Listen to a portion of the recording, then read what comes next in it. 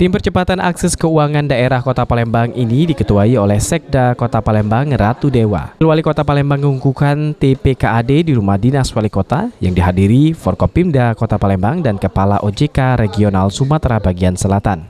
Tim ini dibentuk untuk mempercepat pergerakan di sektor ekonomi, diantaranya dengan memberikan bantuan kredit tanpa anggunan dan tanpa bunga kepada lebih dari 7.000 pelaku UMKM.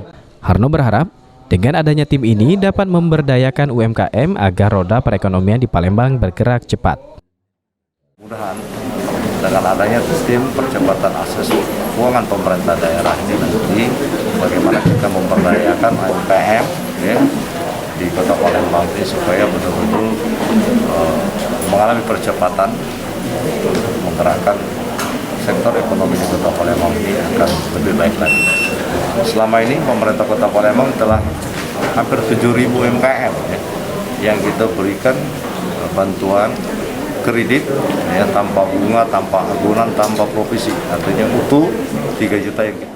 Selain memberikan bantuan kredit kepada UMKM, pemerintah Kota Palembang melalui program kementerian juga akan memberikan pelatihan kepada pelaku usaha sehingga usahanya bisa berkembang dan berdampak pada roda perekonomian Kota Palembang. TPKAD ini juga diharapkan bisa memberdayakan sektor UKM untuk pemulihan ekonomi setelah terdampak pandemi COVID-19. Aprianto, PAL TV.